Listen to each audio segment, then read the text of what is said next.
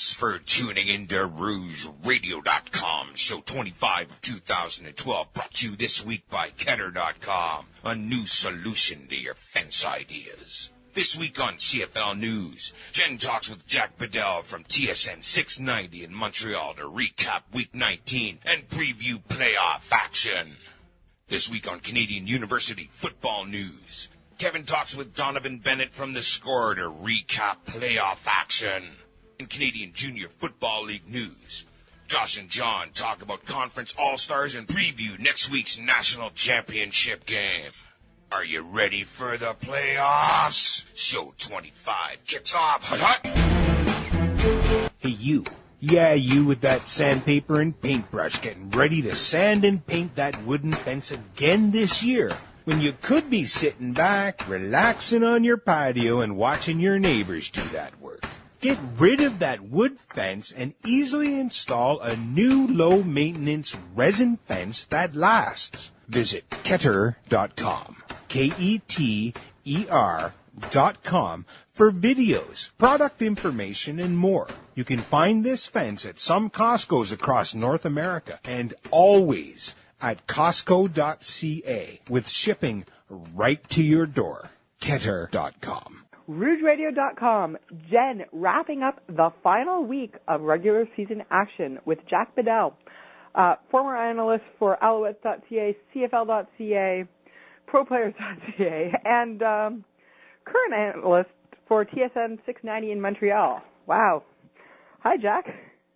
Hey, Jen. Yeah, I've been at this for a while, you can tell. Yeah, wow, that's quite the resume. Could have been a much bigger week. I mean, all of the games could have potentially mattered. Unfortunately, the result of that first game made everything else somewhat academic. Because with the Ticats losing to the Argos and losing to the Argos squad of backups, that meant that they were out of the playoffs. Edmonton was in, and the only thing that they really needed to decide was who was in the West versus the East, and then that was decided on Friday night when Edmonton loses to Calgary. So the games didn't mean anywhere near as much as they could have, but I think it was still a fairly entertaining week of football. Oh, absolutely. You know, we've been spoiled sometimes with these nail-biter finishes of the season from time to time, barring, some of the ways the Owls have closed out seasons where they've had it in early October, but the rest of the league's been scrambling for spots, and I thought that even given, like you say, the fact that the first game took care of a lot of the pecking order, there was a lot of fight in the teams. I was really proud of the way Winnipeg closed that game out, really took control of it with special teams and shut the Montreal Alouettes down. And you've got to like the fight in Edmonton with kind of a half-loaded gun. They went after Calgary and did their best. Really, I thought they had that game toward the end of it. And even Hamilton, hats off to those guys for putting up the fight they fought once the game turned away from them early. Yeah, I mean, and that's the thing. After one quarter in Toronto, the game was 20-3 for the Argonauts, and yes, Jarius Jackson, and yes, you had Chad Owens still playing because Owens was, of course, going for the all-time all-purpose yards or all-time one-season all-purpose yards record. So you knew he was going to be playing for at least part of it. But other than that, there weren't a lot of, there were some regular. Some people who've been on the roster but who haven't got a lot of playing time, and you're kind of looking going, wow, Toronto doesn't need to win in the sense of for position. They already had locked up second. I mean, they'd lost their last 3 home games, though, so they kind of needed to win in order to get people to come to the Eastern semifinal. But they didn't need to win for position.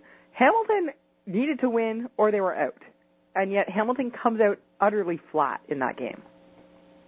Well, and a lot of the same things that have bitten them all season long bit them last weekend. It's really a matter of not letting it snowball, and I thought they did a great job of putting the brakes on and not letting it snowball when they saw that they were bleeding points defensively. They weren't getting the pressure they wanted to get. Their secondary wasn't covering quite as well, and then their offense got off to a little bit of a slow and error-prone start. It's all the stuff. That's the same formula that they've suffered from.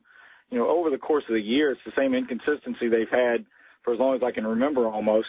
And they had enough fight back in them and they had enough Burris, I guess, to get back into the game on the board. But man, you gotta like the way that Toronto kind of had some questions answered. Darryl Riggs came out and really played up to the potential they were hoping the guy had. He ran hard. The knock on the guy's been that he's kind of been tentative through the hole, and that wasn't the case the other night. I thought he ran as hard as any back they've had in Toronto in a while. Almost reminded me of Robert Edwards coming through those tight spots. So he did a great job, and I thought, Chad Owen, speaking of that, he worked hard for that record. I mean, that didn't come easy to him. He had to get after it. He had to really, really struggle and take every opportunity he had to finally get over the hump on that. It didn't come nearly as early in the game as I thought it was going to come. So no, you've got Hamilton had him covered. Too. Yeah, Hamilton had him covered on pretty much on the punts and on the kick. I mean, you just saw this wall of tie cats just coming in on him, and you were kind of worried that he was going to get injured. Yeah, it was clear they didn't want that. They didn't want to give up that record on their watch, and they made him sweat for it. But good. I mean, the guy, as great a guy as he is, it was nice to see all of his effort and all of his talent shine on the night. So it was a fitting celebration. Even though I wish they would have stopped and had more of time to celebrate it. The flow of the game just didn't allow it, I guess. No, I mean, I can understand not wanting to disrupt the game more than you absolutely have to. But in the same sense, yeah, it would have been nice. And it didn't happen kind of when everyone thought he broke the record. It happened on the ensuing play when everything stopped after the supposed touchdown, which was then overturned. So then you get, all of that drama too. And I mean, the important thing about this was that nobody was happier in the entire Rogers Centre. Nobody was happier than Pinball to see that record broken. He was on the sidelines jumping up and down in his suit, and it was hilarious and kind of, affirming to watch him do that because he was so thrilled that somebody had broken his record. Yeah, and what it reaffirmed to me was that we need to see more Pinner on television and on that sidelines. That's the one thing that I've probably regretted over the last 4 seasons of him stepping upstairs and kind of stepping away from the organization is just seeing that same patented smile and seeing the influence and the impact he has on the players around him, because that was an inspirational moment where he grabs Owens and yanks him around, and that's the joy of football that people always talk about. It definitely is. The art of obviously wanted to prove something, wanted to make a statement, and did. I mean, last second heroics by Swayze Waters, who had been brought in after Noel Prefontaine's injuries and was kept doing the place kicking. When Prefontaine came back, he returned to just a punting role, which is, I believe, easier with the type of injury he had, easier to kind of come back earlier from. So that was, it's nice to see Waters, nail that. Not an easy field goal either. No, and that was a monster game. I mean, it's hard in any event to go 5 for 5, much less when you're under that kind of pressure toward the end of a game on a long field goal. And there was never any doubt. I mean, they kicked that straight through and ran off the field like a champ. So I think, that's certainly some security going into that semifinal that the team can take heart in, and all the playing time that kind of marginalized guys on their roster got in this little run. Not only just at the quarterback position, but a guy like Inman in the receiving corps to step forward and really take charge. That's going to pay off, I think, when the bullets start flying here in the postseason. Yeah, and it was nice to see Watt get, the one monster pass, from Chad Owens, I might add. But, somebody had, I guess, have to step back and tell Chad that the passing yards don't count towards the all-purpose yards total. So those 49 yards, unfortunately, are not tacked onto it. But, again, that needs to be reevaluated, by the way. Yeah, I'm thinking. I agree that you should totally count those in there because there's another 50 on that. That does push him even closer to being that 4,000 yard mark. And with passes like that, if you're 1 for 1 for 49 yards, I'm going to let you throw the ball a little bit more often. Yeah. Well, I would go the opposite way and retire as the all-time leading passer in terms of QBR in the history of the club. Yeah, never touch the ball again. Right. Yeah. What does Hamilton do, though? What does Hamilton go from here? I mean, they brought out all of their big guns. I mean, Williams, of course, played exactly the way I expected him to play. Avon Coburn played a very good game, and it wasn't enough. What does that say? Well, it says a team with all offense isn't going to – a complete team's not going to make a run at a championship. Not in the league as much equity as they have in terms of the talent of the rosters these days. you're not going to be able to just overpower people offensively. You look at a quarterback that's averaged the yards per game, the touchdowns production, and the interception ratio that Burris has this season, and that's a playoff caliber quarterback. The running game didn't miss a beat with Coburn. I thought, not only that, but in the pass pro and in the swing pass, and his participation out of the backfield didn't miss a beat when he stepped in. And I think that the onus is really on that staff to get a defense together that's going to play up to the potential of the players on the roster. That is a talented defensive front those guys field, and there is no reason why they've been gashed all season like they've been gashed. And I feel, you can criticize that secondary all you want, but it's really just a matter of how long you expect those guys to stick to those receivers.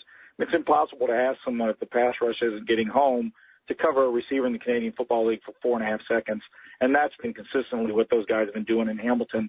And it's really, it's worked from time to time, but it's really been the Achilles heel of the team to the point where they've had to, put up 30 and 40 points to beat people down. And offense just isn't going to get it. And they're really going to have to reevaluate the way that they coach up their defense. Season's over. Time for a lot of reflection. And, thanks to Winnipeg's win, you got the number 1 draft pick. So start looking now and decide, where your needs are and, I guess, draft accordingly. Yeah, and the thing about that, you've got to pay attention to your Canadian content. I honestly believe that's going to be the lesson, as the quality of CIS players and Canadian-born players really equals the American content on the roster. That's going to be the tipping point of championship teams, and they need to pay more attention to it. And I think they've got a good system in place, and they've got to get after that section of their roster. I don't believe that that's going to be. You can say that of any. That's not just particular to them. I don't believe that that's untrue of any team in the CFL. They've all got to do it. I think Winnipeg's got. Speaking of them, they've got that job to do now too. The fact that they've fool's golded their way into third place in the division shouldn't give them any comfort. They need to get after their Canadian content as well. But Hamilton, they've got to field 3 facets of a team. When you got Chris Williams dominating on special teams, offense dominating like theirs did for the most part consistently over the course of the year, you shouldn't be on the losing side of the ledger. I don't even know how to necessarily segue. I mean, there's going to be questions to ask about Hamilton's coaching staff and a GM because he didn't make the playoffs. The next game of the weekend features somebody who's now lost his job after making the playoffs, which is unusual in the CFL. I mean, even for the CFL, it's incredibly unusual to be losing your job when you make the playoffs. Yes, 6 out of 8 teams make the playoffs, but it's still, generally that's a guarantee of job safety. I understand the timing in that if you're the Eskimos, you don't want to fire Eric Tillman after you get into the playoffs in case you make a run, because then it looks really bad. In the same sense, if this decision was made weeks ago, why wait until after your last regular season game and potentially distract your players going into a playoff game that you kind of need to win? Yeah, you're absolutely right. There's no smooth segue into that. In the same way that news slapped me in the face when I read it, when it came across the wire, there's no easy way to transition into that. And I think that you can try to make excuses for why he was released, and that's a really awkward excuse that his family didn't live in the city. I got to think, I would hope that the waters run a little deeper than that in terms of the decision-making process. But if there is that kind of dissatisfaction on the football side of their operation, I think it's better to cut bait at this point than it is to let it linger on. And I don't think that they could, as an organization, take the chance that the team pulls a miracle win off in Toronto and makes a run in the playoffs, and then their hands are going to be tied. Then it really would be bad in terms of optics to let the man go. Let's say they pull off a third win against the Argonauts this season, and let's say one of his, remainder Ben quarterbacks outplays Ricky Ray in that semifinal by dumb luck. I think that they had to do it. They had to make the decision now, make the move now, even though it's not been the smoothest of moves, and I don't think it's been explained adequately. And I'm not sure it went by the book either. The more you read about it, the more it seems like it went around the policies of a community-owned team, so a board-run team. So I think that they're going to have some questions still to answer over the offseason. And you're absolutely right; it's a distraction. I don't know how much it's going to affect the play on the field, I think there's just as many players cheering who didn't get the contract they wanted as there might be players disappointed that he's gone. Yeah, and I mean, and let the conspiracy theorists, begin, I guess, because I have heard more conspiracy theories over this than I swear that I've heard about JFK and the grassy knoll.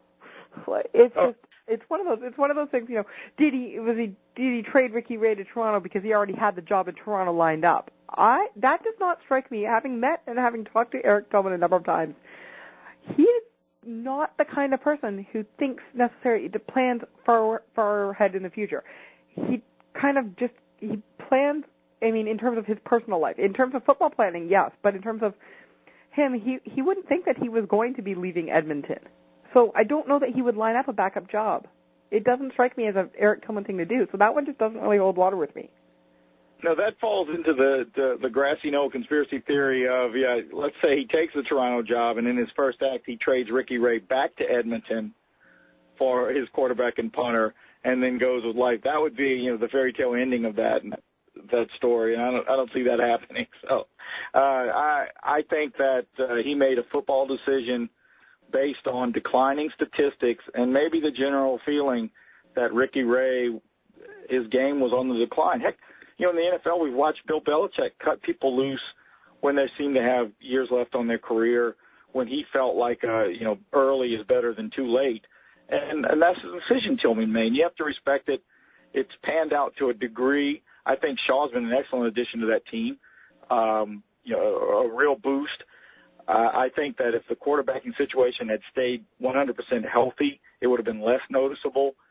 But, if that's what cost him his job, that's going to be the bold print, I guess, in the obituary when they write it for his job, that he was the guy that traded Ricky Ray away. If Ray's able to pull off the Grey Cup this year, I would just like to think, too, Jim, there's a lot more into that decision in terms of how Tillman got along in that building than just that one player personnel decision. Yeah, and the Ottawa conspiracy, I don't know. I mean, yes, the Edmonton Eskimos lose to Calgary on Friday night, but they're still in the playoffs, albeit in the East, but they're still in the playoffs. I'm thinking a trip to Toronto might be more to their benefit than a trip down to Calgary. Oh, Jeff, in terms of controlled environment, yeah, I've got to believe that they're going to face a foe that they've already game planned against twice, that they've had some success against, that really, in terms of depth of roster, is pretty equivalent. It's just going to be a matter of raising their defensive play to a level of being able to nullify Ricky Ray, and they've done that twice, more or less. I mean, they've kept that passing game under control for Toronto in the two wins. So I would think that that's a favorable matchup. I can't imagine, having beaten their heads against the opponents in the West, that you would throw a game to get away from an opponent. But I also would have to believe they're happy with the situation they're in. Yeah, definitely. That said, Calgary, for another team that had nothing really to gain by winning, other than you don't want to go into the playoffs at home on a loss. That's never a good thing to happen. So you always want to give that a good chance, and they did. And you're also trying to get Tate back into the game, having him recently return from injury. So he's got to kind of get refamiliarized with all of the tools at his disposal. So you couldn't really sit too many players if you're Calgary. No, and he's got two fiery competitors, I guess, to use that cliche, in Tate and Glenn. Those guys want the ball. I mean, Kevin Glenn is not a backup in this league. I mean, people refer to him as an insurance policy, but he's a bona fide starter in the CFL, and he's more than proven, punched his own ticket to earn that job. And I was probably maybe one of the few people I spoke with who believed that he was going to give that team every bit the record they would have had under Tate, but he proved that he could do that.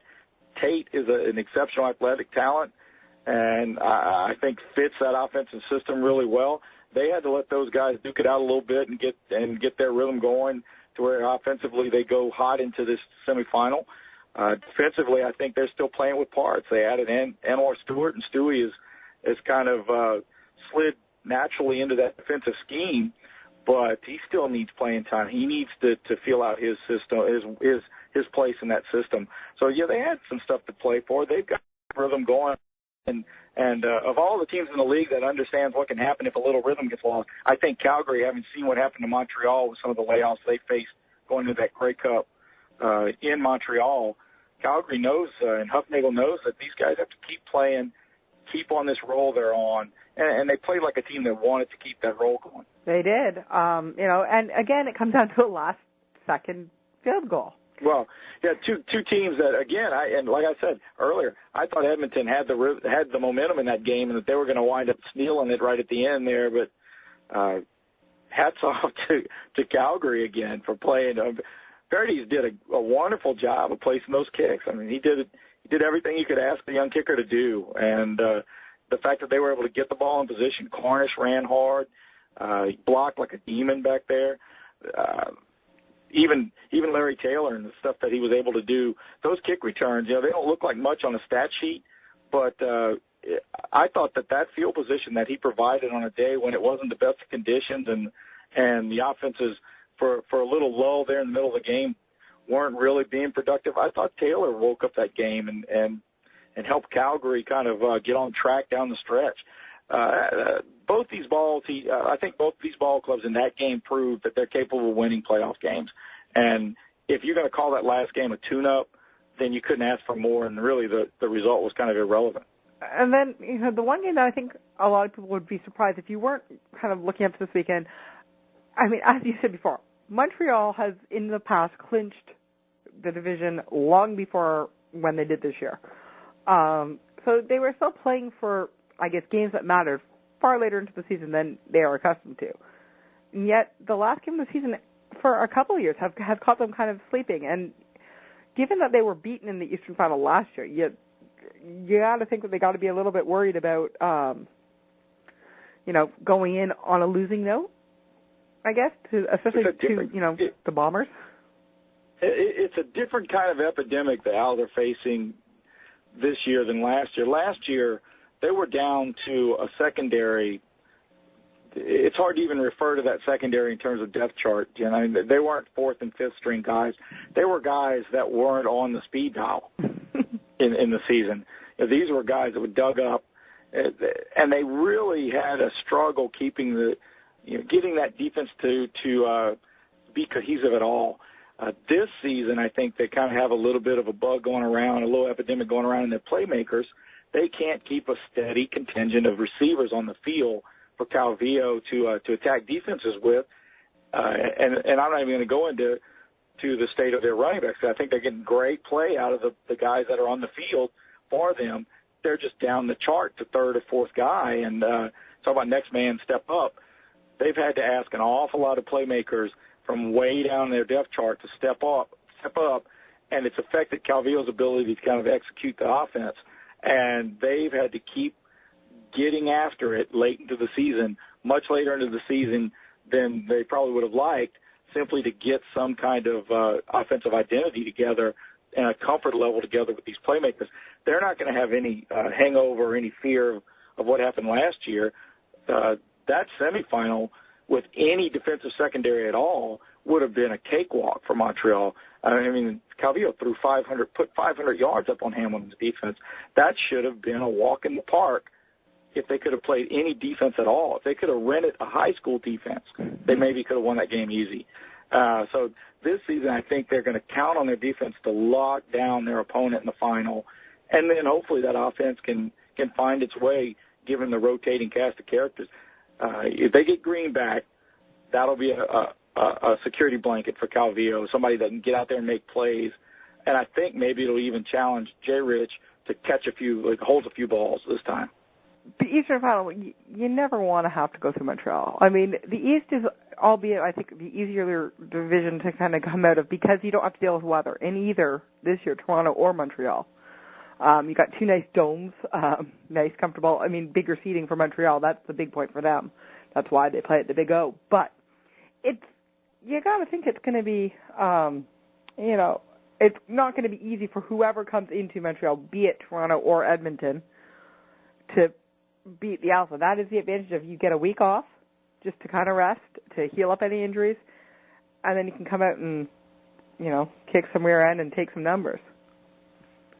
The real shock of playing in the O is the volume of it, obviously, I mean, in terms of size, but the audio volume of the place is shocking. It's like, being near a jet airliner.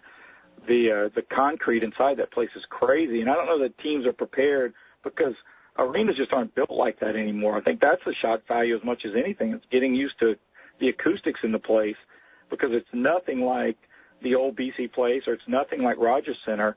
And in their experience, when you get 60,000 or 65,000 people in there screaming, it really is just cacophony. I mean, it's not an easy place to communicate, and you've seen teams, good quality teams like the BC Lions and like the Toronto Argonauts, who were on a little bit of a roll when they came in the last time to the Big O to play a game. You've seen them unravel a little bit in the face of that, and that's what the Owls are counting on for sure. The final game of the weekend was a late one if you're in the Eastern Time Zone, and it was let's call it a defensive struggle. I think that's a nice way of putting it. It was a defensive struggle between the Riders and the Lions. Again, nothing was left to be decided by this point. Everything had already been decided on Friday.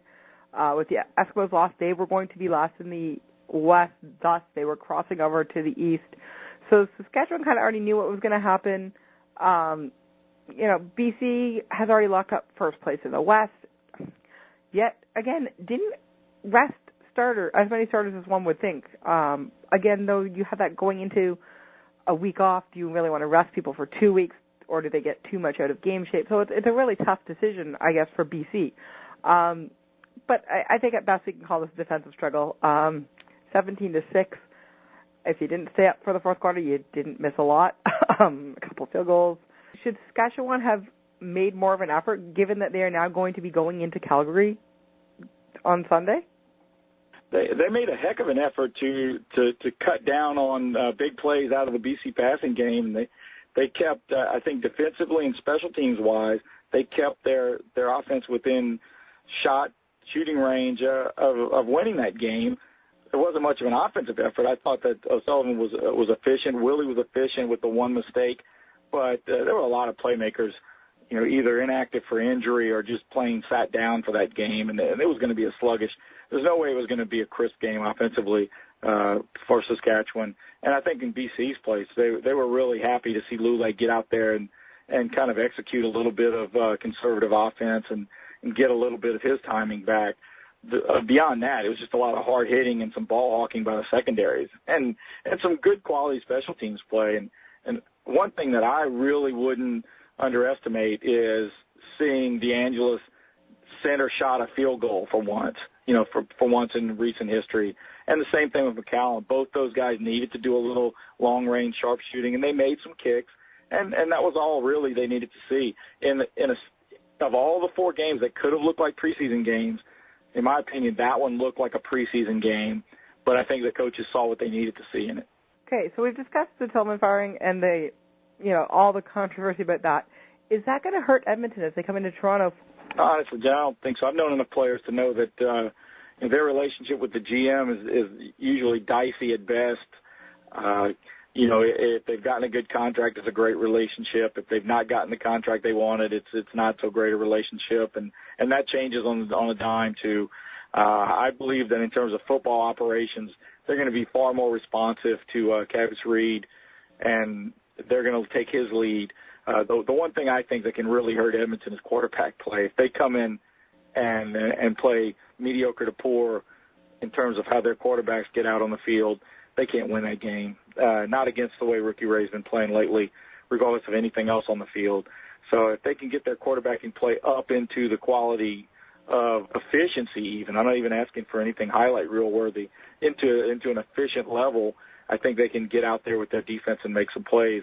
Otherwise, all that off-field stuff, it's not going to matter a bit if they can't take care of the ball and they can't, matriculate it down the field. Okay, what are the keys to the Argos? Like, what are the keys for? I guess we discussed the keys for Edmonton. What are the keys to the Argos to win at home? Well, absolutely. The deep ball is going to be a big key. I would like to see Toronto do a little more in its run game, but that's not really the playbook that Milanovic is operating out of. I think that he needs his running backs to operate in the swing game. He needs them to do well in pass pro as a last line of defense. But he's going to count on this kind of reawakened receiving core to get after those rainbow balls that Ricky Ray throws, and they've got to attack on offense. They can't get out and play slow. They need points.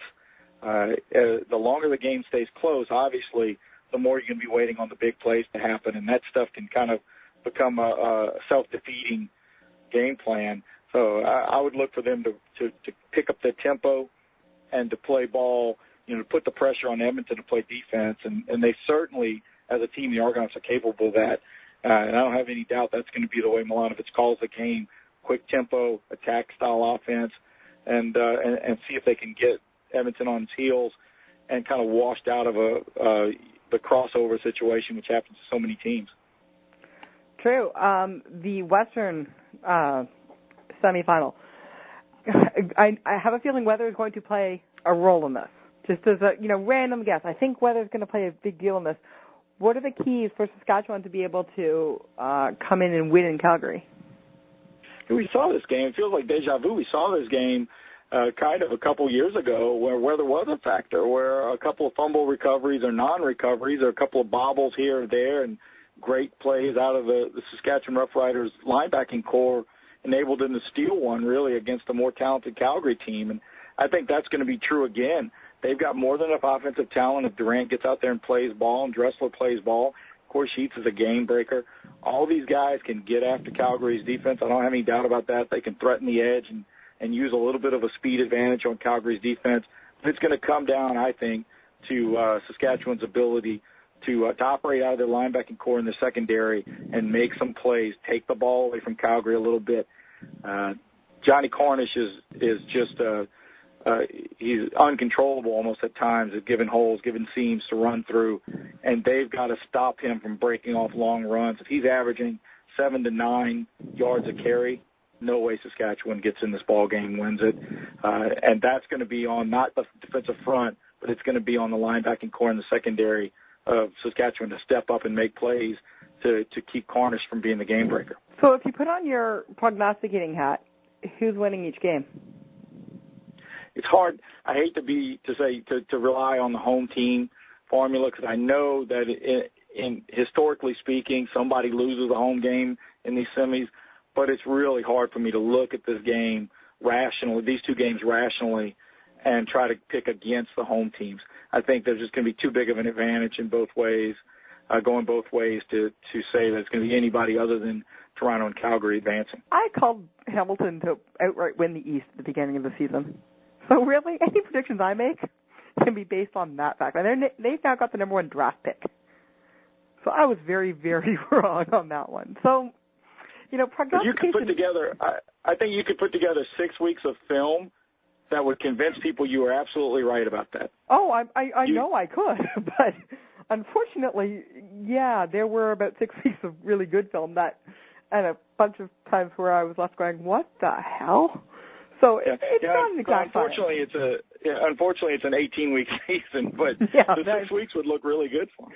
Yeah, they would. I mean, I'm sure you could, but yeah, I'm not entirely sure that should happen. But it's going to be a fun run to the finish. It always is, no matter who gets there, how they get there, if it's a crossover, if it's just getting in, if it's sneaking in on the last day of regular season action. The CFL playoffs are always something spectacular. And there's always going to be that one moment that nobody saw coming. So it's going to be a great, 3 more weeks of football. And what's great, what's wonderful about the way things turn out every year, season after season, is there's that moment when all of us are proven wrong at some point in all of the games, no matter what we say. I mean, Kevin Glenn breaks his arm, and you think it's going to be a steamroll runaway victory, and Winnipeg almost steals that Grey Cup in Toronto. So who knows how it's going to turn out, and who knows who's going to step up and take charge. And, might be fun to see Kevin Glenn playing for another one. It would be. And he would have earned every moment of that glory. So let's sit back, watch. Welcome, football fans, to the CIS playoff edition of Rouge Radio. I'm Kevin Garbuio, and I'm joined by Donnovan Bennett from University Rush and The Score. Donnovan, you had the privilege to call one of the best games I've seen all year and in a while, with Guelph's stunning victory over Queens.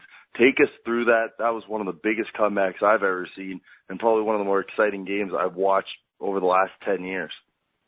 Well, I mean, the word you used, privilege, is exactly correct. I mean, I was on the sidelines for the 09 Yates, which was a crazy game. I was at the Vanier in 2011 last year in the box, and that game was so crazy I had to come down and watch it from the sideline. But I've never called a game that was so crazy like the one we saw, an instant classic. And it really was a tale of two games. For 3 quarters, for the better part of 3 quarters, Queens did whatever they wanted. They ran the ball efficiently and well. They forced Guelph into some turnovers and hurried their passer, which is something that Guelph hasn't been used to this year. They protected the ball well, and they have won the turnover margin. And Queens was pretty dominant on special teams. But just like the Guelph Griffins have all year, they've been resilient. They've fought the adversity, and they found a way to come back. And it wasn't just 1 or 2 big plays. It was a series of big plays time after time on both offense, defense, and special teams that got them back into the ballgame. You're talking about a team that in the 4th quarter was down 22 points with no timeouts. And to somehow miraculously get back into the game against one of the best defenses in the country, bring it to overtime, and then to win it in overtime in throwing fashion, man, that one goes right up there for me with the best games at this level that I've seen. People are going to be talking about how did Queens lose, or how did Queens lose. The question I have is, how did Guelph win? They came back and they forced 6 turnovers. I think it's more saying about Guelph's resiliency than Queens choking a game away. Well, I mean, Queens, I think there's some merit in asking how did they lose. They were, depending on what spread you looked at, CIS blog.ca had Queens is, I believe, a 5-point favorite. So Guelph was a home underdog, which they didn't take very lightly. They were upset about that all week. They feel like they don't get enough recognition as far as the polls are concerned. They don't get enough recognition in their mind as far as all-star recognition and award winners. So they felt like this was a statement game for them in their program. Those black uniforms that they wear only on homecoming and they've saved to wear for a championship game like the Yates or the Vanier, they decided, you know what, this is a special enough occasion because we want our attitude to speak as if we're upset. So they felt the black uniforms was very fitting. They wanted a workmanlike attitude, and they had a point to prove. And for 3.5 quarters, a lot of people around the country said, okay, same old Guelph. They are who we thought they were. If you're a Dennis Green fan. But Guelph, they showed that, hey, we haven't been doing this with smoke and mirrors. We've been doing this with heart and resiliency. And Stu Lang at the end of the year, he may not have a lot of OUA first team and second team award winners. He may not have a lot of East-West Bowl players, but he's going to have some Yates Cup players because they're going back to the Yates Cup for the first time since 2007. And it's because no one on their sideline stopped believing. That crowd who was energized to start the game, they were deflated, but the 45, 47 strong that were around him with those black uniforms, they kept fighting and they kept making big plays time and time again down stretch. I was really impressed with how Guelph came down, all the plays we're making. Jazz Lindsay answered a lot of critics that game coming back. He was not so much the game manager some people made him out to be. He did a great job of leading the team back. What did they do to open up the playbook a bit for Lindsay? What did he show to make himself that much more dynamic this week? Well, there's a point in the game where I think he had, 9 straight incompletions, but they didn't abandon what they're doing because they still had some stuff open, and they weren't afraid to go deep down the field on second and short and third and short. They were aggressive in their play calling. So I got to tip my hat off to Todd Galloway. He called a great game to get his playmakers like Trivieri and Fortino and Lindsay and Dimitrov open on the second level against a very talented Queens secondary, a secondary that they played 6 defensive backs in the back end, only played 2 linebackers because they were so afraid of those 5 wide receivers that Guelph had on display.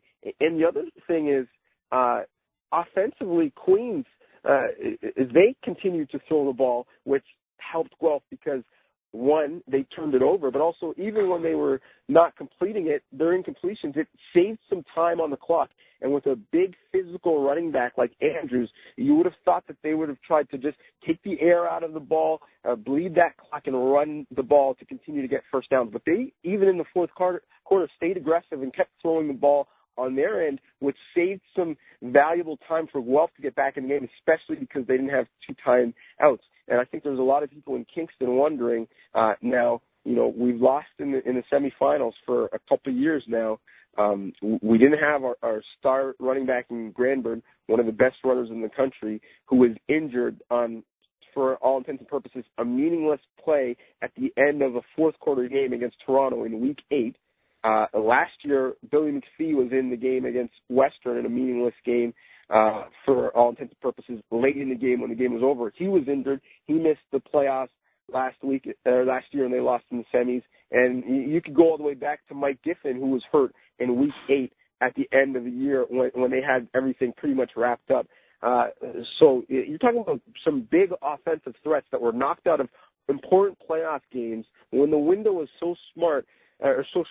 I don't know how smart it is to keep those guys in the football game. We'll have to see if the coaching staff at Queens it changes their philosophy on when they get their starters in and out of meaningless games, because I tell you what, a guy like Ryan Granberg, a difference maker, you could have used him on the field. Yeah, exactly. He probably could have. He was the leading rusher this year. He's one of the best players in the country.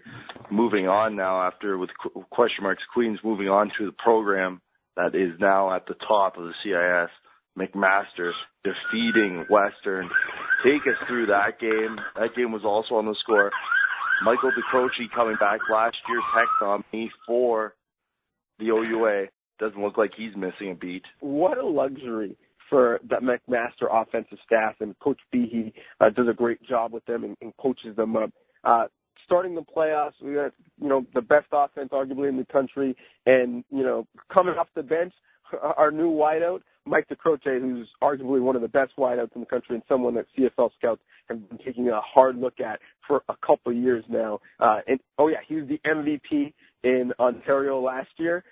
We're going to couple him with the guy who's probably going to be the MVP in Ontario this year in Kyle Quinlan. A nice luxury to bring him in as a closer out of the bullpen and continue to roll.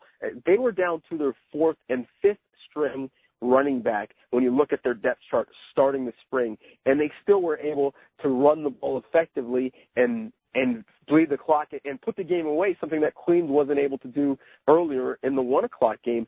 And Western played them tough. They ran the ball for over 100 yards in the first half. We were talking about doing that against a Greg Knox defense with Aram Isho in the middle and Ben Daglar on the end. That's something tough to do. They were in it. They played them tough. But this is what Mac does.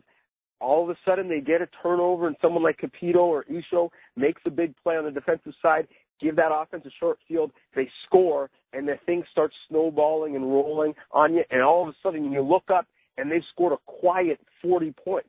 I mean, this is what they do. That's the formula for success. So I think people earlier, when they've watched this MAC team and they've seen them in spurts, and they're like, oh, wow, Waterloo got up on them early, and they scored and opened the scoring in that game, and Windsor played them tough. And is there a chink in their armor? I think it's quite the opposite. I think MAC, they take the body shots early, and they just give you jabs and feel you out. Then when they're comfortable, they turn up the pressure on both offense and defense, start making big plays, and take you out of ball games. I think the question for them moving forward is, without Pizzetta, without Hill, without Sean Davis-Reynolds, can they continue to run the ball late in games to put teams away, or do they have to go to the air and throw to continue to hold on to leads? Because as good as Kyle Quinlan is, it's going to be tough to throw consistently against past defenses like Calgary's or like Laval's, if those are the two teams that they face moving forward. But they've got a tough test this week in Ontario facing a defense that played a pretty good offense against Queens and shut them out in the second half. Oh, they did a great job, McMaster, especially managing to manufacture a run game, even without, as you mentioned, they're down to their fourth string in the depth chart, and they're still managing. Forsyth's putting up 97 yards. It's very impressive to see how they're doing it. And Quinlan really is just exceptional right now. We saw him throw that early pick in the game. I remember watching it thinking, oh, maybe he's showing some weakness. Maybe it's getting to him. Then he calmly goes and throws for 324 yards. He is exceptional, and he's on the top of the pedestal right now for CIS talent. And well, it's a great point you make in that they are manufacturing a run game, and when you can add to your run game with Kyle Quinlan pulling it down for 52 yards, and he's had a bunch of games this year where he's rushed himself over 100, that's just icing on the cake. So anything you do in the run game traditionally with your tailbacks, it's gravy. And the threat of Kyle Quinlan running helps that run game because he's able to play the zone read so well and play games with defensive ends where they can't rush upfield and they can't come down the line of scrimmage to crack down and get on running backs in the zone read game, or on the backside when he's backside bootlegging, holding down the backside defensive end, also holding down the backside defensive halfback and sometimes a weak side linebacker. So many guys are keeping their eyes on the backfield and on Kyle Quinlan as far as a run threat, that it helps your run game, and it's a game of inches. Even that little millisecond of doubt or hesitation, it opens up a crease or a hole, and the big boys up front, like Medeiros and Sewell, they don't need much help. So when they get going downfield and they can get to the second level, it makes it a great day for those backs. That's why they can go so deep into their depth chart as far as running back. And a guy like Tanner Forsyth, who's been in and out of the lineup his entire career, in and out of the lineup this year, can come off the bench and in the playoffs against a real tough defense, rush for almost 100 yards. But moving on to now storylines that are off the field in the OUA, Laurier has removed Coach Jeffries as the head coach of the Golden Hawks. They struggled this season, barely making it into the playoffs. Take us through that, Donnovan. Let us know what's going to happen. Maybe there's some new candidates out there who might be there for the job, or why they come to this decision to remove an illustrious coach. Well, I think the key word you used is removed, because I don't care what any press release says. The word resigned and the name Gary Jeffries, they don't go together. That doesn't compute for me. Gary Jeffries, when he talks to his team, the words that he always uses is compete. It's up in their locker room, and Gary Jeffries is a fighter. That's what he was as a player. That's what he was as a coach. So I'm not resigned to the fact that Gary Jeffries willingly resigned. I think maybe he was left with no other options. For all intents and purposes, he was, as you said, removed or fired. So until Gary Jeffries looks me in the eye and says that I willingly resigned, I believe that a decision was made where he was left with no choice. He wasn't able to honor the last year of his contract and be the head coach moving forward. And I mean, there's two sides of it. It's a very divisive issue when you're talking about a proud program that expects to be competing for the Yates and the Vanier every year. The alumni is myopic in this sense. I think there's a lot of people who are supporters of Gary Jeffries who say, hey, listen, this guy restored the program. He got it when it wasn't in its best shape. They had some problems both on the field and off the field with some players.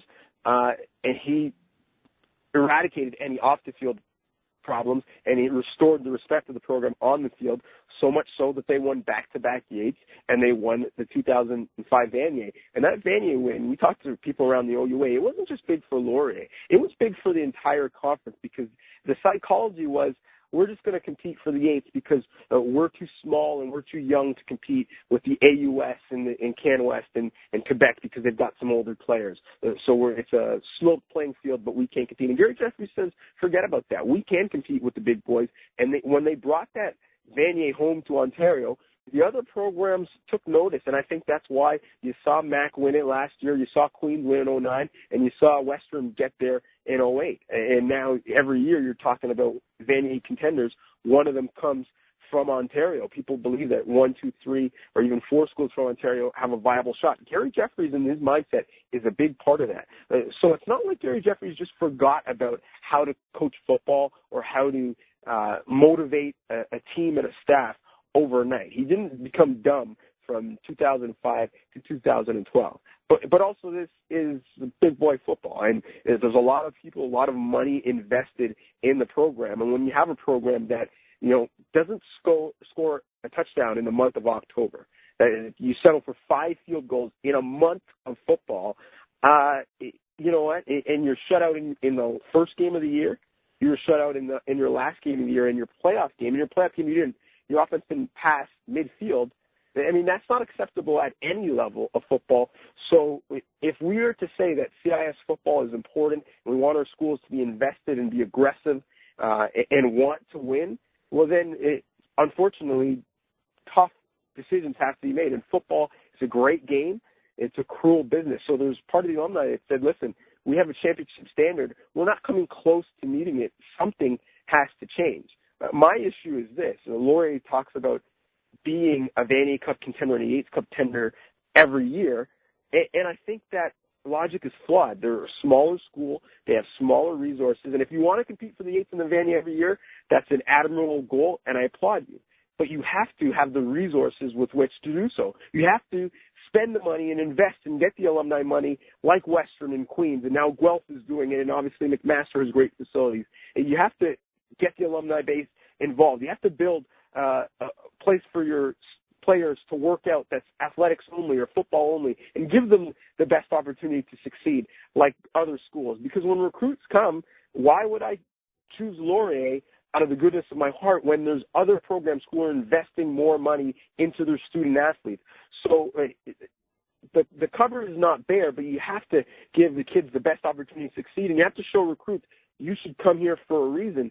So if you want to compete for a Vanier every year, and you can't just talk about it. You have to be about it, and you have to do those things. If not, if you can't afford to spend that much money, that's fine. Well, then you have to build something over time, groom kids for 3, 4, 5 years, where when they're in their 5th year, they are ready to compete for a Vanier, and you don't expect to compete for one every single year. That's how they won their Vanier in 2005.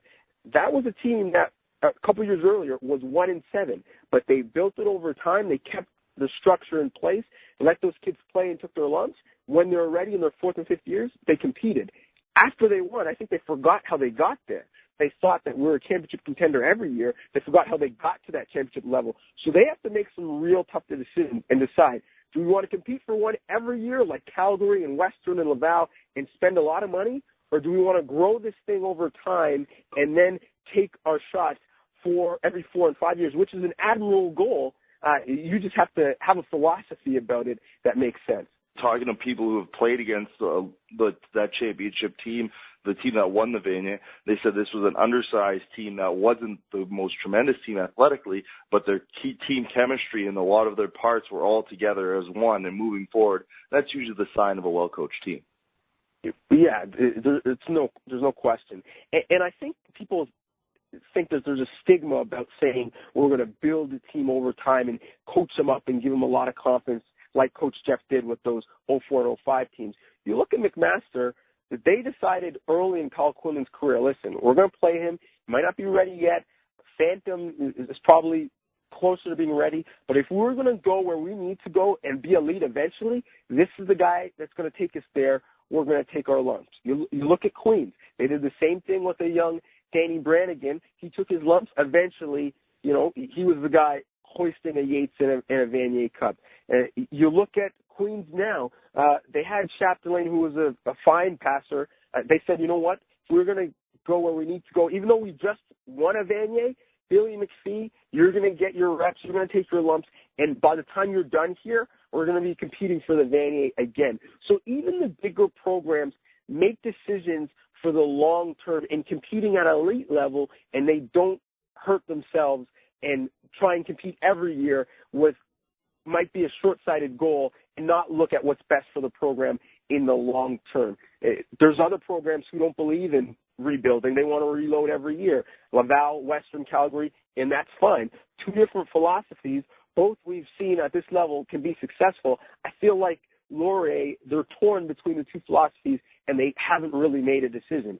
If you want to compete every year, that's hard work. You have to have the money and the resources to make sure that every team you have 45, 47 prepared athletes at an elite level. It's a lot, I don't want to say easier. It's tough to take the losses as they come, but it requires a lot more foresight to groom this thing over time and eventually get to a place where we can take our shot and be champions, not just in Ontario, but in the entire country.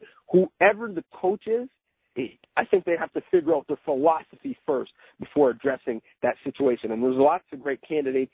You know, Greg Knox, a Laurier alum, who's doing a great job of Max defense, and it came up under Potasic, and obviously was there before. He's a great candidate. John Beakey, if he, you know, he's a Mac guy through and through. I don't know if he'd want to leave Mac, but he's called some great offenses, and he's a young emerging coach. There's great coaches on the Laurier staff. Ronvin Moorkirk is a great defensive coordinator, and their defenses haven't been an issue. And you look at, you know, guys around the conference, like a Leroy Blue, who's a former head coach who's coaching at Queens, or the coordinator at Queens, Coach Tracy, or someone they could go outside of the conference. But there's lots of great candidates. But I think regardless of who the coach is, they need to figure out what their philosophy is moving forward. Moving forward, and talking about philosophies, we'll move on to the Q, and it ties in nicely. Sherbrooke, a team that has to build up year to year, defeating Montreal, a team that should be reloading every year. Take us through that game, and that was a fantastic game as well, just simultaneously with that Guelph Queens one.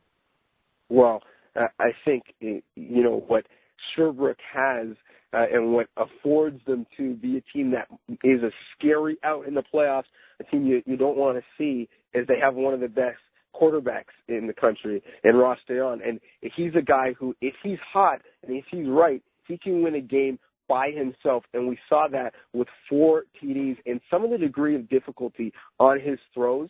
It's off the charts. It's Quinlan-like. And he's obviously also a threat, pulling it down and running the ball himself, and he had a score in that game. And I was surprised, not so much that Montreal lost, but just the scoreline. The fact that they were able to put up points pretty much at will throughout the ball game, and especially in that second half where they scored 21 fourth quarter points. That doesn't happen often against a Danny Machocha coach football team. And he's known, whether you look at his teams in Edmonton or now in Montreal, they're well-conditioned athletes. They play for 4 quarters. That's one of his staples and his trademark. So the fact that they lost the fourth quarter, and they lost it quite badly, especially on the defensive end when they've got freak athletes like Brian Archambault, that was pretty surprising to me. The question now for that Sherbrooke program is, you know what, Montreal was thinking our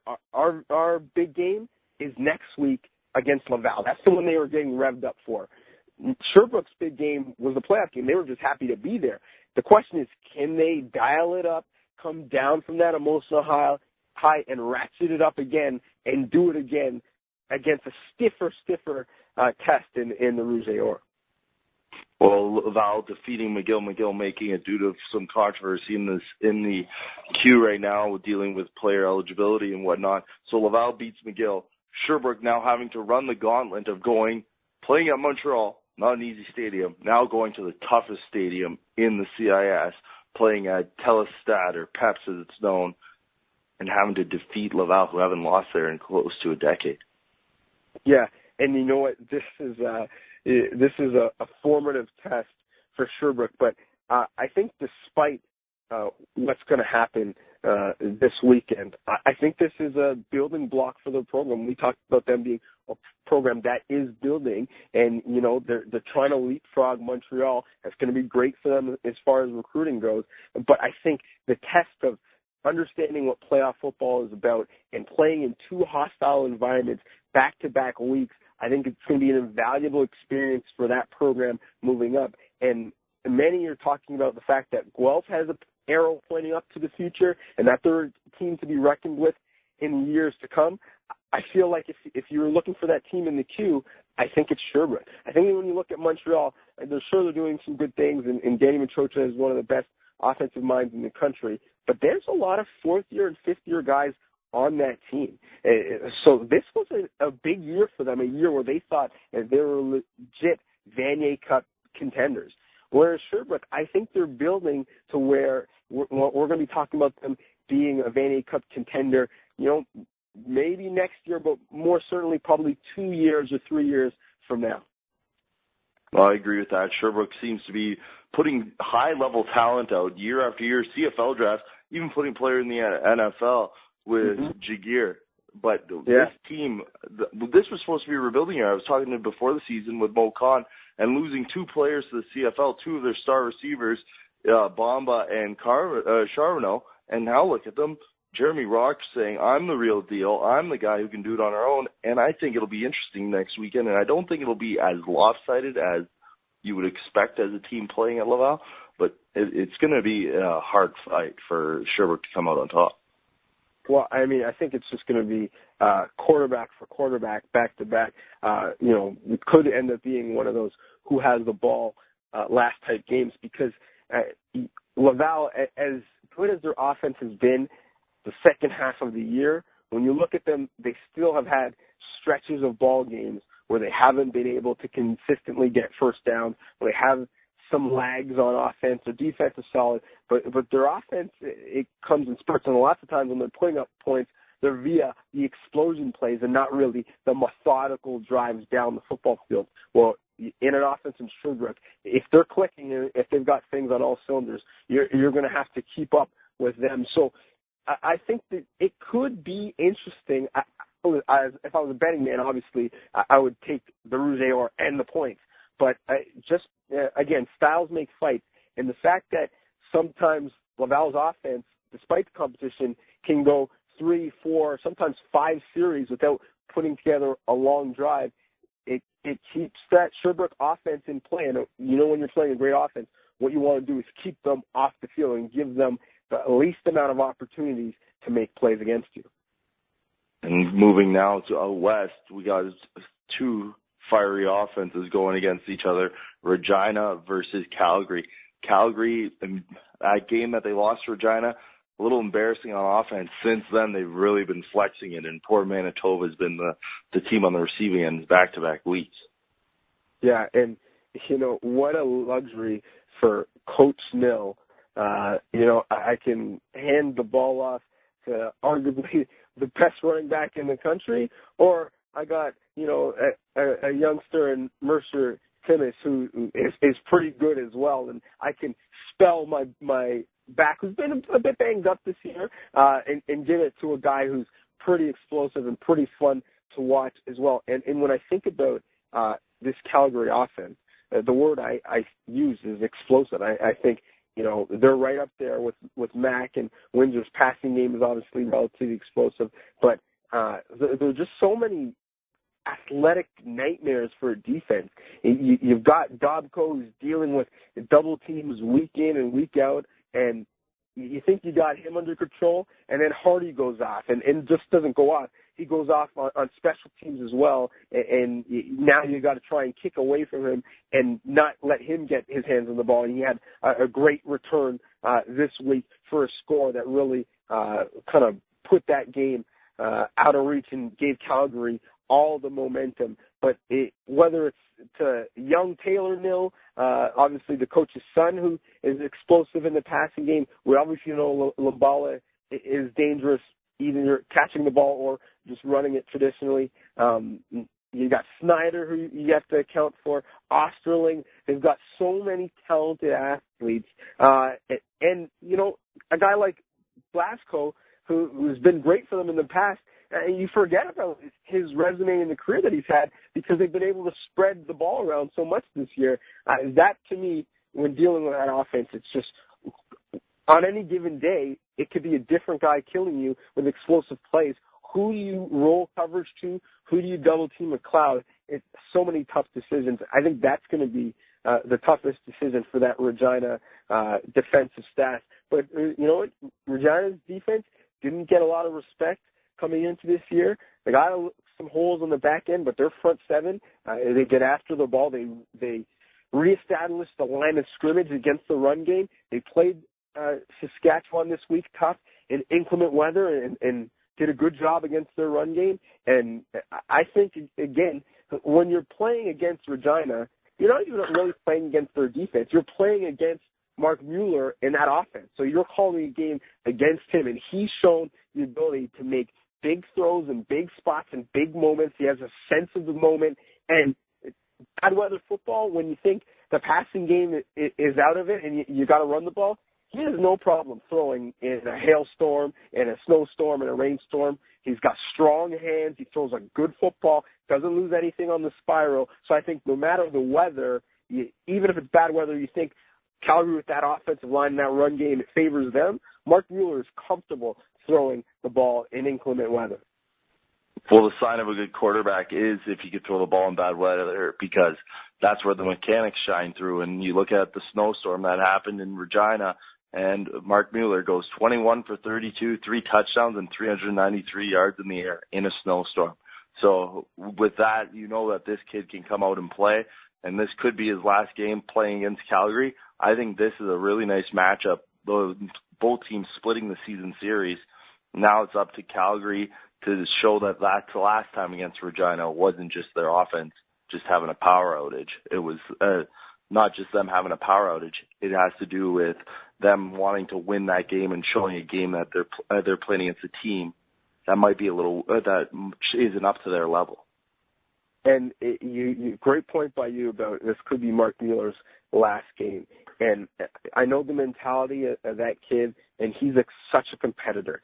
And he's come through the program. He's really restored Regina Rams football and made it now better than the way he got it when he got there as a freshman. He's leaving that program at a very good state, in good hands.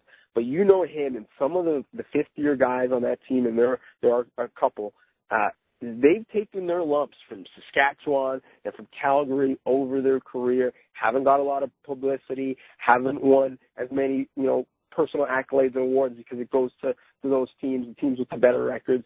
And now they've exercised that demon against Saskatchewan this year. And now Mark Mueller, a guy who didn't get to face Calgary earlier when his team upset them, he would love to go out and have a great kind of exclamation point on his career in the Can West and upset the Dinos, who, and let's be honest, for the better part of 2 months, people have penciled them in, flying into Pearson Airport and driving down to Hamilton to face probably McMaster. And it's something that people have talked about for a long time, and I know Mark Mueller would just love to rain on that parade, rain on that party, and be the guy to upset Calgary after so many of his seasons have finished upset after losing to, strong Calgary teams.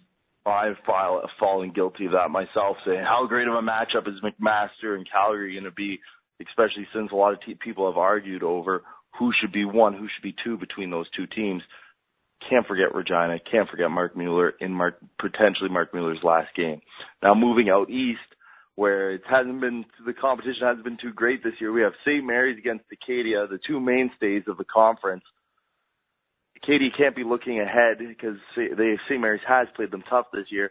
Take us through that one. It should be a good matchup as the two teams usually play each other tough, but the talent this year in the AUS has been a little diminished for whatever reasons.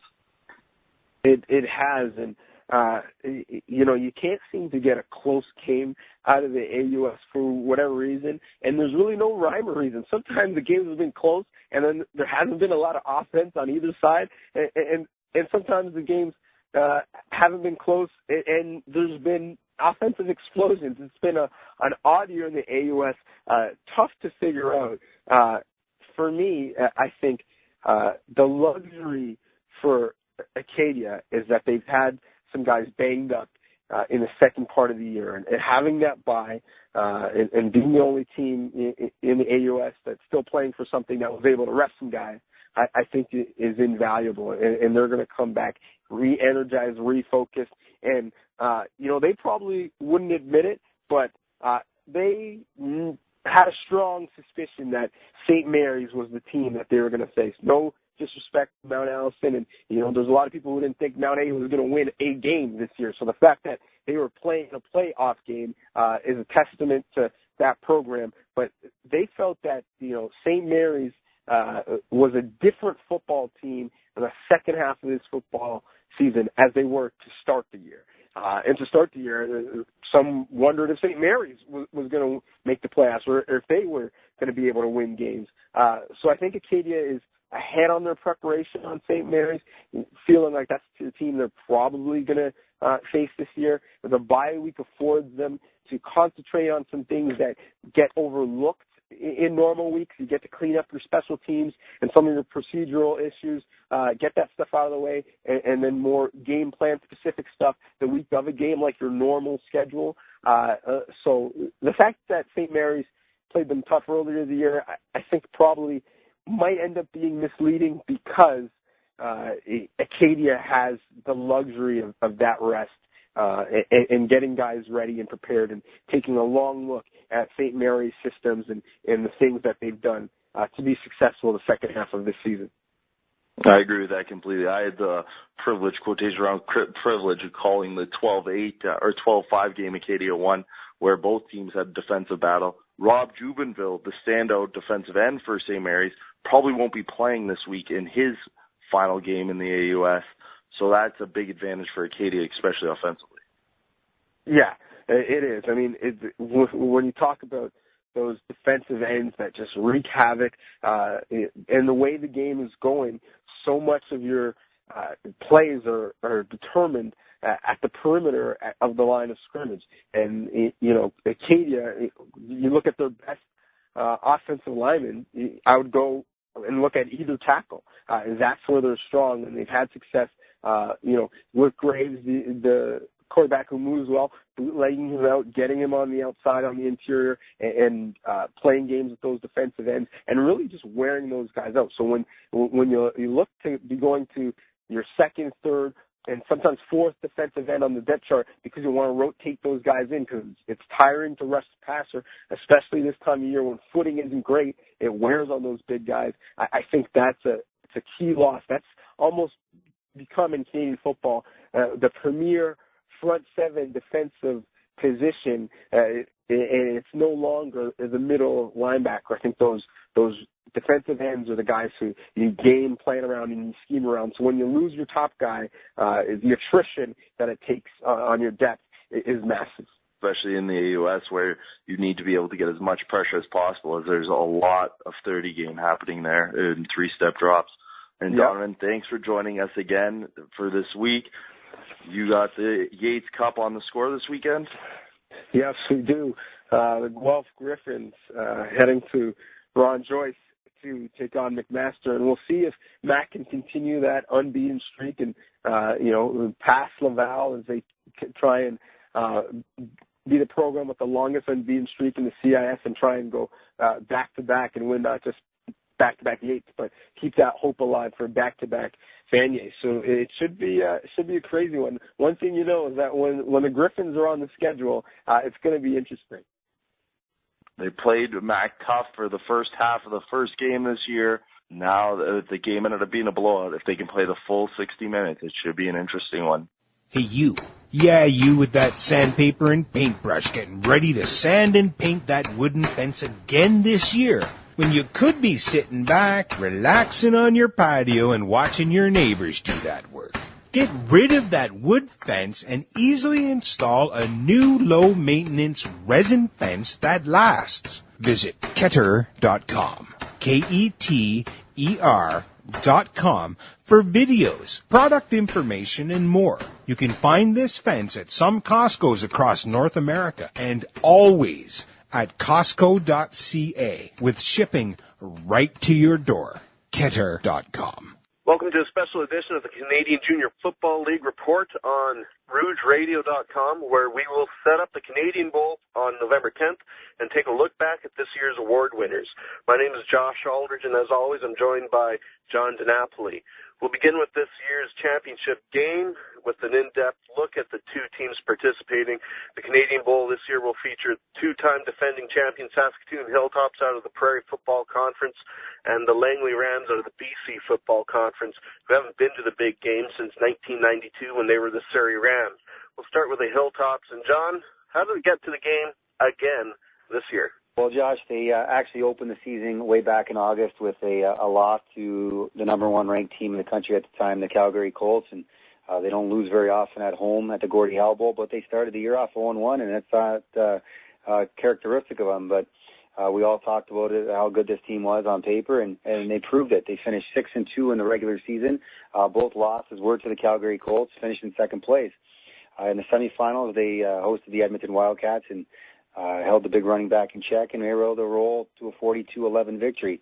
In the finals of the PFC, we were expecting a rematch with the Calgary Colts in Calgary, but they took on in-province rival Regina Thunder, who had upset Calgary, and they rolled them pretty good, 37-0, to give them their for consecutive PFC championship. That led to last week's game in the Jostens Cup final, where they took out the OFC champion from London, the London Beefeaters, 51-7, in a game that was pretty much over at halftime, turning 4 consecutive London turnovers into 28 points, so it was a blowout altogether. This team, strength-wise, the number one strength, I think, is their experience. They've been to the big game. This will be the third consecutive year they're in the big game, so there's a lot of experience on both sides of the ball. And with that big game experience, I don't expect them to go on the road and really make it a factor. Last year they went on the road to Hamilton and defeated the OFC champion Hamilton Hurricanes by a score of 29-1. So they're in familiar territory about going on the road and winning in hostile environments. So I don't see them really having a big letdown or any guys that might be nervous going in. There's enough, like I said, their biggest strength this year in this final is their experience about playing in the big game. With that said, you can look at offensively. They got the three-headed monster in the backfield, and Brendan Gribba, Andre Lalonde, and even rookie Wayndell Lewis, who had a big game last week in the Jostens Cup with 12 carries and 87 yards. So they got a lot of star power back in the backfield. Tom Shockey's their short yardage running back. He punches it in from the inside the 5. So they got a lot of power there in the backfield. Mix that in with a great quarterback performance late in the second half of the year. Matt Karpenka threw for 152 yards last week in the game. Only played about a half, 2 touchdowns. And Jared Andrechuk, their backup, got in there and didn't have great yards passing the ball, but scrambled out of the backfield once for a 22-yard touchdown. So a lot of weapons offensively in the backfield. You look at their pass receiving core, and again, they got all-conference receiver and Kyle McGinnis. Big numbers this year again, and proves them. He gives them a good target to throw to. Graham Unruh, another big target for them, and he's got a lot of touchdowns this year too. So a lot of speed and strength on the outside, along with the backs in the backfield, make him a very formidable opponent, being able to move the football. So it's going to be a tough job of the opponent to stop that offense. On defense, they're led by PFC Defensive Player of the Year linebacker Ben Cressman, 34 solo tackles and 9 assists in the regular season, throwing a sack and a fumble recovery, a couple interceptions, and he had 92 total defensive points in the regular season. He's their leader defensively, and I think if he can solidify the defensive backfield where they only had I think it was only 7 interceptions total in the regular season this year. So not a big turnover team defensively, but when they do defend, get the turnovers that they need defensively, it turns into points offense. So strength-wise, like I said, experience, great offensive backs in the backfield and on the perimeter, and a real good linebacking core led by Ben Cressman. I guess the biggest weakness, which I really don't think there are any, really might be their kicker, Zach Schmidt. Not the greatest performance kicking the football this year, but when you got an offense as well as they have, it doesn't make that much of a difference most times. Looking at Zach Schmidt's field goal numbers, he was just a mere 13 of 22 for 59%. And like I said, if there's one weakness, might be the field goal kicking.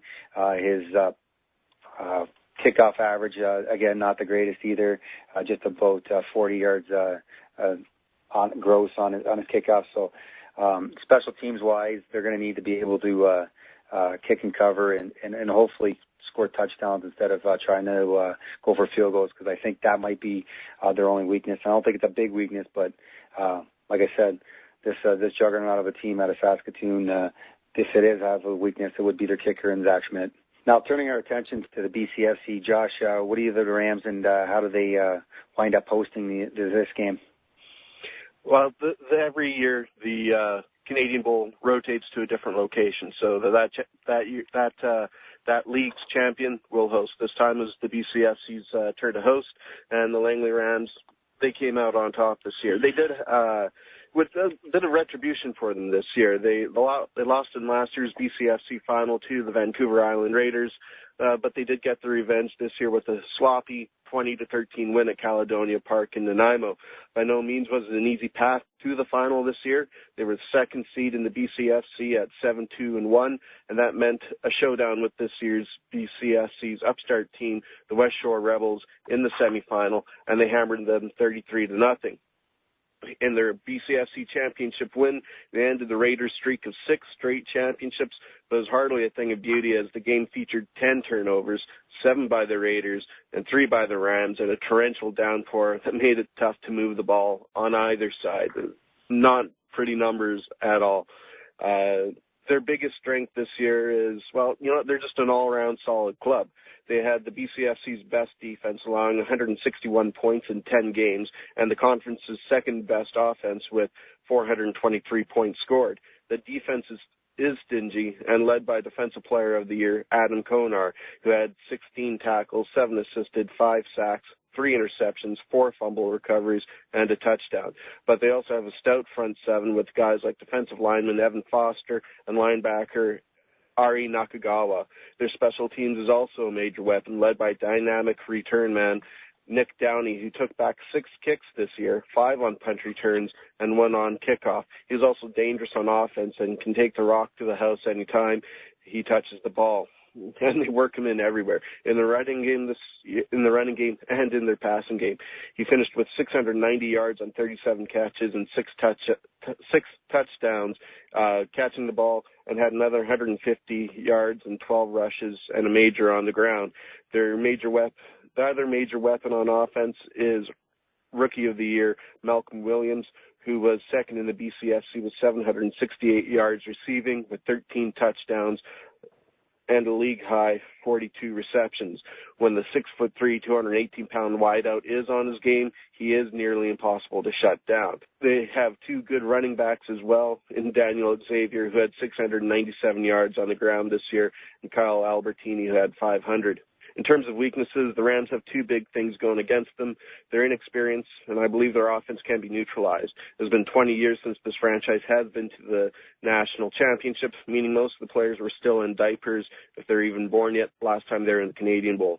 There's one thing to win the BCFC, and that was a major mountain to climb for them, but it's another thing altogether to win the Canadian Bowl in their first time out. I'm a firm believer in you have to lose before you win. It's a process this group has not really been through before at this stage, and they don't really know what kind of an animal they will be facing in the Hilltops. The other issue is their offense. It is dangerous, but it isn't deep. If Downey can be neutralized, they could be in trouble. The Raiders managed to shut him down completely in the second half of the BCFC final. Even though the Rams did prevail to beat the Raiders pretty much handed it to them with 7 turnovers. Greg Bocott is a solid quarterback for the Rams, but he is also just in his first year starting with them. How he'll handle the big stage, we don't really know. He did take care of the ball against Vancouver Island, but he also didn't create a whole lot either. It's a very one-dimensional offense, and they'll need a big game out of both Xavier and Albertini to take pressure off the 20-year-old pivot. For them to win, they are going to need that monster game out of Downey. Downey is key to this team. So much of what they do goes through Downey. He'll need probably to return a kick for a touchdown and also do something big on offense to really open up Williams on the other side of the field. The defense is also going to have to keep it close for them to have a shot. They are a fast team, so really I think they'll be praying for a break in the weather and hopefully some sun and some dry field conditions on game day as well. So, John, who do you like in this game? Are the Hilltops really that big of a favorite?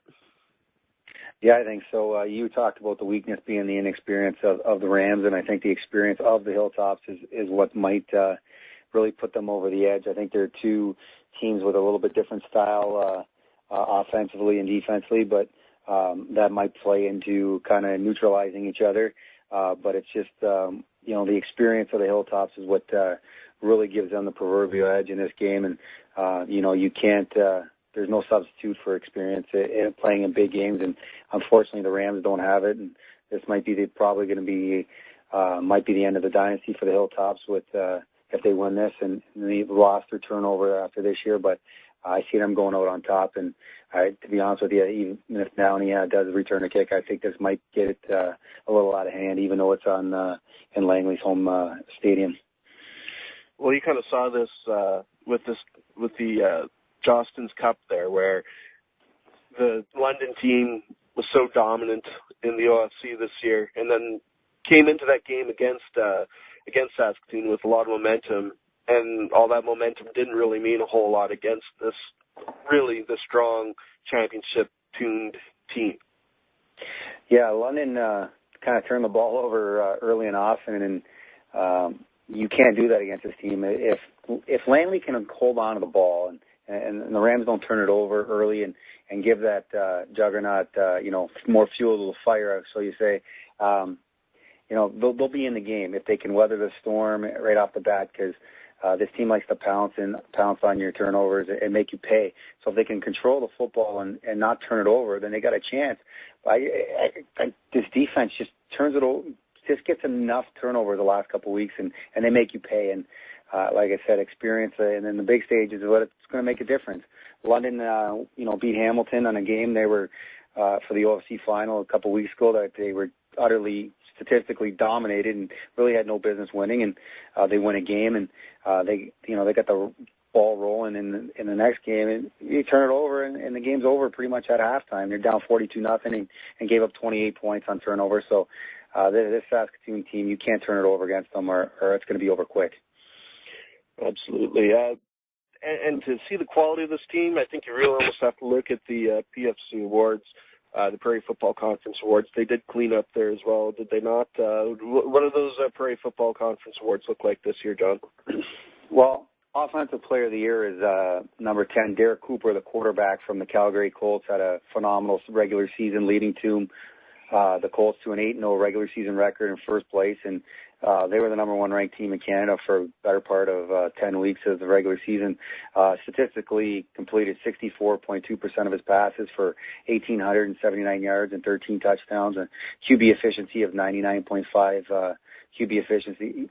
So it was a solid year offensively for Derek Cooper, and he led the number one team in the PFC throughout the regular season in honor of his great numbers. He's recognized as the PFC Offensive Player of the Year.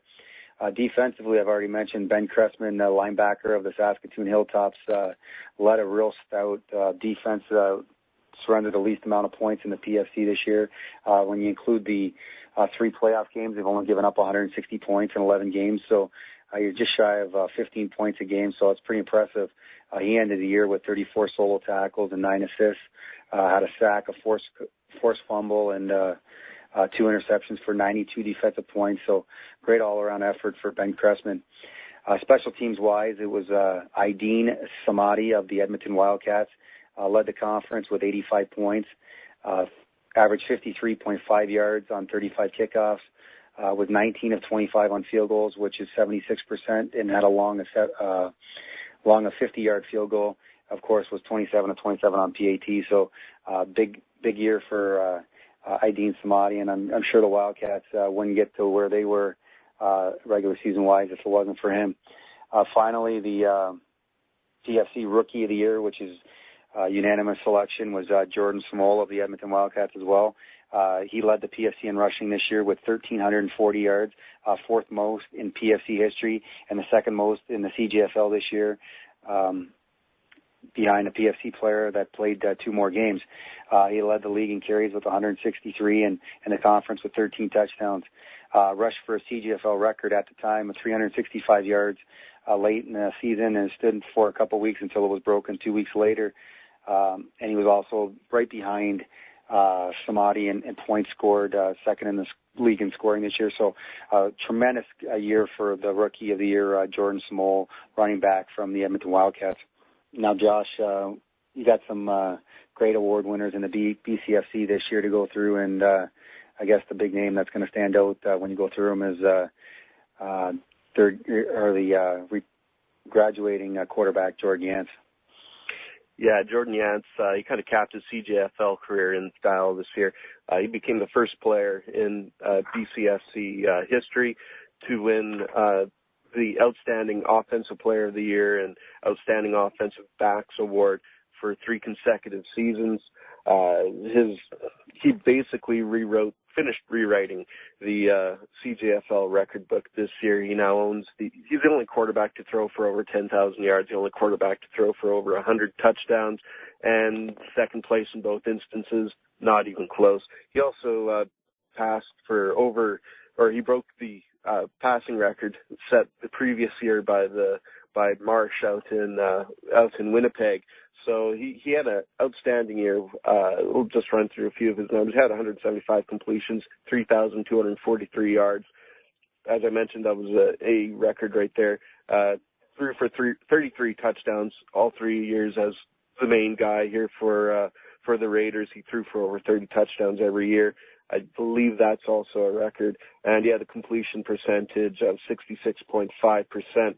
Now, he did share the Offensive Back of the Year award this year, however, with the outstanding tailback for the West Shore Rebels, Greg Morris, who broke the rushing record with 1,527 yards. He had 14 touchdowns and averaged 10.2 yards a carry, as West Shore Rebels had a huge year, breaking out, finishing third in overall, I believe, the 7-3-0 mark, their best record in years.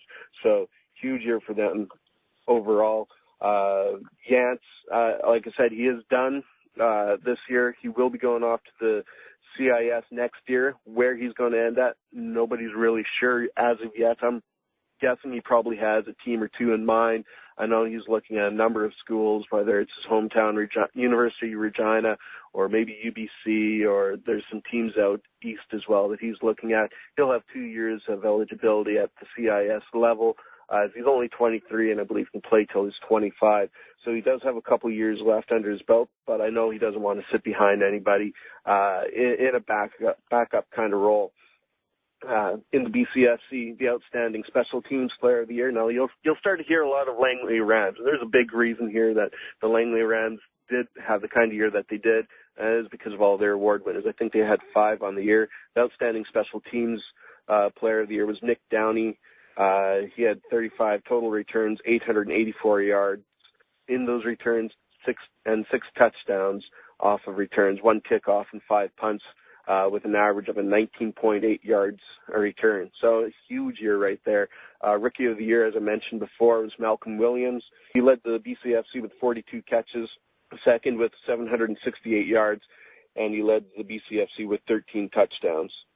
The Outstanding Defensive Player of the Year, as I mentioned before, Adam Konar with the Langley Rams. He had 16 tackles, 7 assists, 5 sacks, 3 interceptions, 4 fumble recoveries, 1 touchdown, and in their point system, he had 82 points overall, which put him in the top 10 overall. So outstanding year right there for Konar.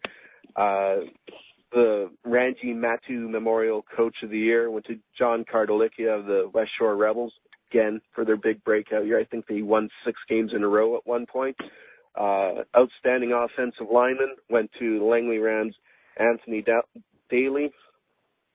Outstanding Offensive Backs, as I went over before, Jordan Yates and Greg Morris. Outstanding Receiver, Whitman Tamutsiak of the Vancouver Island Raiders, who led the league in receiving. Outstanding Defensive Lineman was Evan Foster of the Langley Rams. Outstanding Linebacker, Adam Konar of the Langley Rams. Outstanding Defensive Back was Tremaine Napoli of the Vancouver Island Raiders. So outstanding group overall. Some of these guys are going on. This was their last kick at the can, like Tremaine Napoli and Jordan Yates.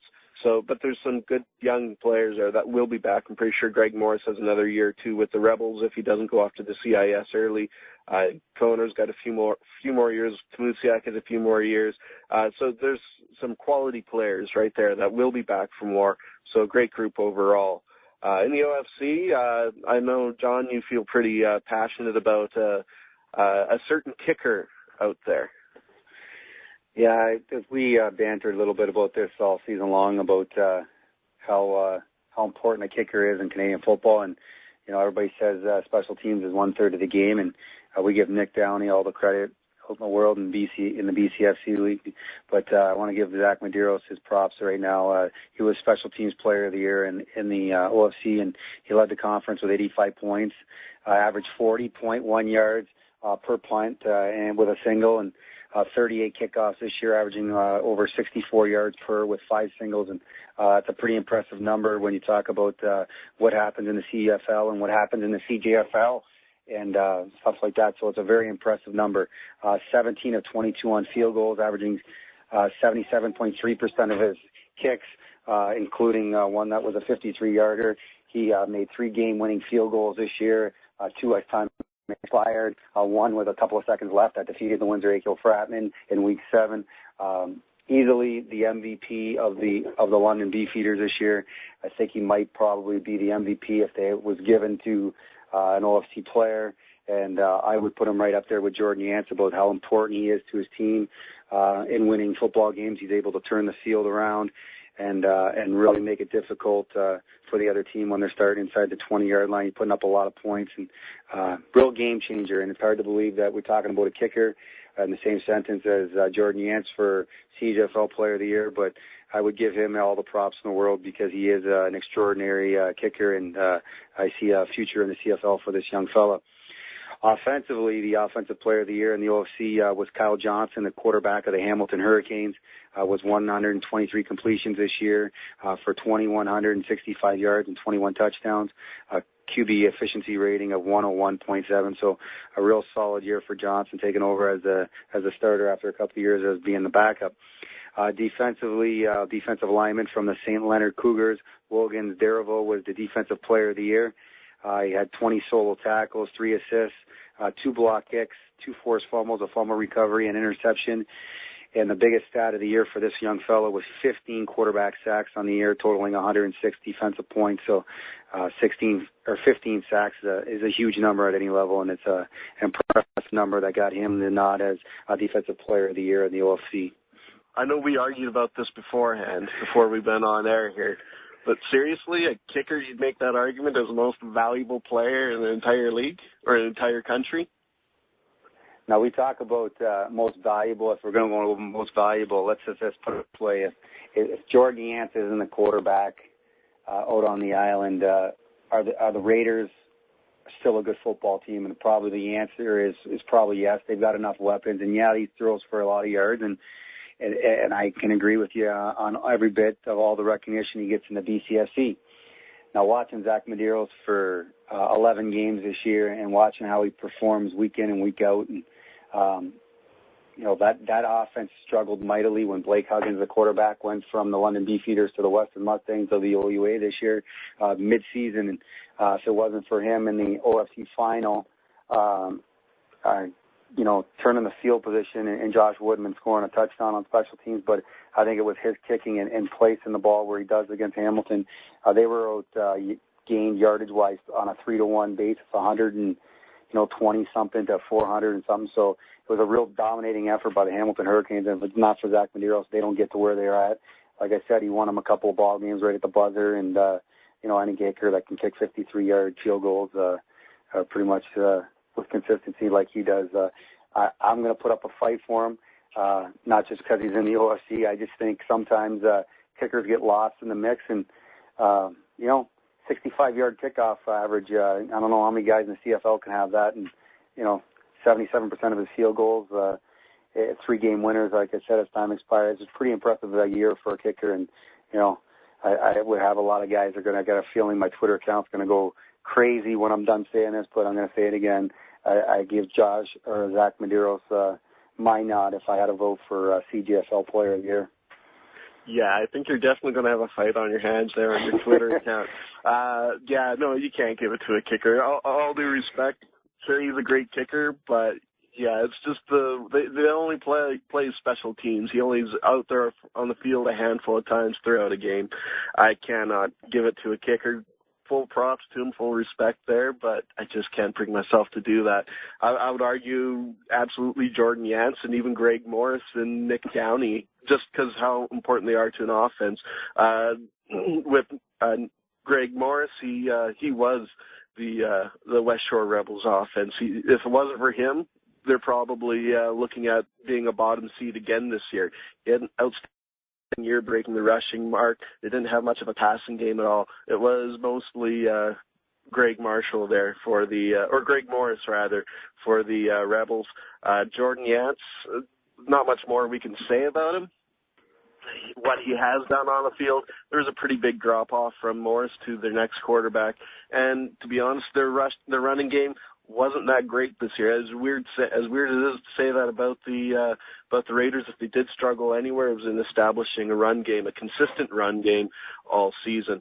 And then Nick Downey, he played in so many different elements of the game for the Rams, whether it is returning 6 kicks for a touchdown or being that deadly on offense.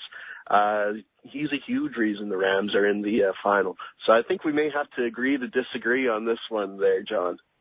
I guess it might be an East Coast, West Coast thing, eastern part of Canada versus the coast out in BC. So I guess we'll have to just agree to disagree on this one for now. Well, let's look at the two conferences that are in the Canadian Junior Football League Championship game this year. It isn't an OFC team this year, eh? No, and I'm not shocked. Watching both of the other leagues, I think we realize that the best football right now in Canadian Junior Football League is west of west of Ontario, and we can't do much about it right now. Hopefully, the Ontario Football League can get back up to where it needs to be to compete with these two other leagues. But there's some good football played down here. It just happens to be not up to the same level as the Saskatoon Hilltops or the Langley Rams right now. What needs to change out there to build it back up? Is it just kind of cyclical right now, or are there certain things that really need to happen where the OFC is competing on a regular basis for the Canadian Bowl? I think this is going to, off the field wise, on the field, I think the product is pretty comparable. I think the problem is financially here in Ontario, in the Ontario Football Conference. Our operating budgets in here are minuscule compared to what some of the teams out west have. I know some teams are up of $350,000-$400,000 budget. I know teams down here in Windsor, Akil, Fratman are sub $75,000. And other teams that do have the money to spend, they're still sub $100,000. So our operating budgets are a third, if not a quarter, of what they are out west, and you can't run. You can't compete financially. You're not going to compete too well on the field either, and it's a sad state of affairs. We're talking about money in junior football, but it's the honest to God truth. If you don't have the money, you're behind the eight ball a little bit, and I wish we could get some more corporate support in Ontario, and maybe a major sponsor that could help out these 8 teams. But right now we don't have it, and we make do with what we got, and I think we do a pretty good job of what we have. We just, you look at a Saskatoon Hilltop that's got $350,000, almost $400,000 budget. Teams with money are going to win in this league, and it's proven by what 2 teams are in the Canadian Bowl. Well, that wraps it up for this week's Canadian Junior Football Report on RougeRadio.com. For John DeNapoli, I'm Josh Aldrich, and we'll be back next week with a wrap from the Canadian Bowl in Langley, BC.